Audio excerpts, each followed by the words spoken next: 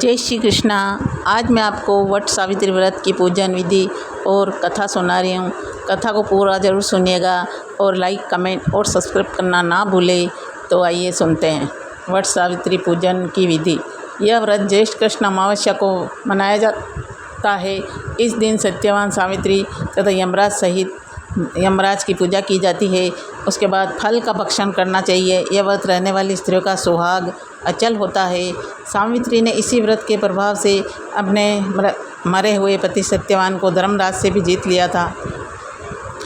सुवर्ण या मिट्टी से सावित्री सत्यवान तथा भैंसे पर सवार यमराज की प्रतिमा बनाकर धूप, चंदन, दीपक, फल, अरौली, केसर से पूजन करना चाहिए तथा सावित्री और सत्यवान की कथा सुननी चाहिए। कथा सुनते हैं। कथा। मद्र देश के राजा अश्वपति को पुत्री के रूप में सर्वगुण संपन्न सावित्री का जन्म हुआ। राजकन्या ने धूमत्सेन के पुत्र सत्यवान की कीर्ति सुनकर उन्हें अपने पति के रूप में वरण करना चाहा।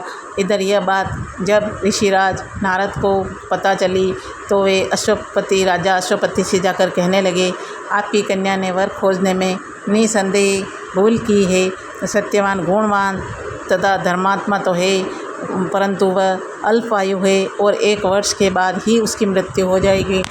यह सुनकर नारद की यह बात सुनकर राजा अश्वपति का चेहरा पीला पड़ गया और कहने लगे, वृथा न होवे देव ऋषि वाणी, अर्थात देव ऋषि नारद की वाणी कभी झूठी नहीं हो सकती। ऐसा विचार करके उन्होंने अपनी पुत्री को समझाया कि ऐसे अल्पायु व्यक्ति के साथ विवाह करना उचित नहीं है, इसलिए कोई अन्य वर चुन लो। इस पर सावित्री बोली, पिताजी, आर्य कन्याएं अपना पति एक बार ही वरण करती है और राजा एक बार ही आज्ञा देता है और पंडित एक बार ही प्रतिज्ञा करते हैं तथा कन्यादान भी एक ही बार किया जाता है। अब चाहे जो हो, मैं सत्यवान को ही वर के रूप में स्वीकार करूंगी, अन्यथा मैं शादी ही नहीं करूंगी। अब सावित्री ने नारद से सत्यवान की मृत्यु का समय वो मालूम कर लिया था।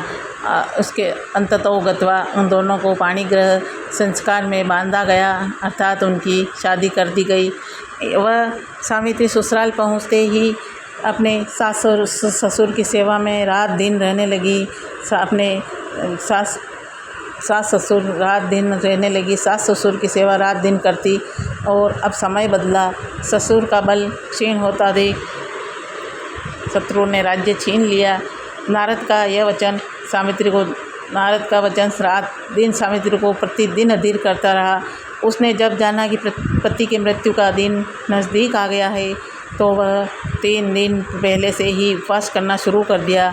अब नारद द्वारा कथित निश्चित तिथि पर पितरों का पूजन किया।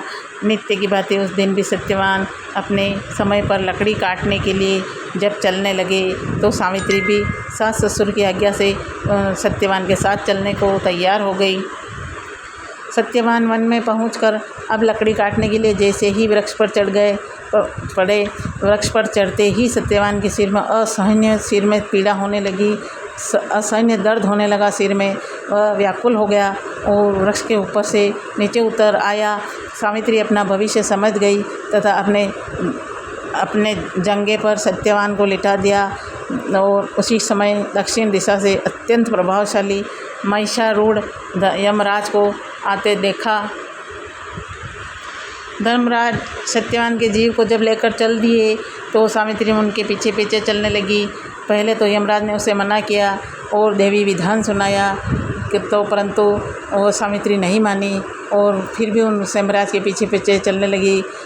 तो यमराज उसकी निष्ठा को देखकर वर मांगने के लिए कहा और कहा कि तुम अपने मन के अनुसार वर मांगो और चली जाओ। सावित्री बोली, मेरे सास ससुर वनवासी तथा अंधे हैं, उन्हें आप दिव्य ज्योति प्रदान करें। यमराज ने कहा, ऐसा ही होगा, अब लौट जाओ।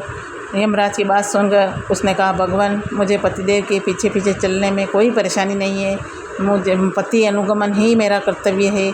यह सुनकर उन्होंने फिर वर मांगने को कहा। सावित्री बोली, हमारे ससुर जुम्मतसेन का राज्य छीन गया है, उसे वे पुनः प्राप्त कर ले तथा धर्मपरायण हो। यमराज ने सावित्री को यह वर भी दिया और कहा, लौट जाने को कहा, परंतु सावित्री नहीं मानी और यमराज का पीछा नहीं छोड़ा और पीछे पीछे चलने लगी। तो अंत में यमराज को सत्यवान का प्राण छोड़ना पड़ा तथा और सौभाग्यवती को 100 पुत्र होने का वरदान भी देना पड़ा। अब सावित्री को यह वरदान देकर धर्मराज अंतर्ध्यान हो गए। इस प्रकार सावित्री उसी वट वृक्ष के नीचे आई जहाँ पति का मृत शरीर पड़ा था। ईश्वर की अनुकंपा से उनमें जीवन संचार हुआ तथा सत्यवान उठकर बैठ गए। दोनों हर्ष से प्रेमालिंगन करके राजधानी की ओर गए तथा माता पिता को भी दिव्य ज्योति वाला पाया।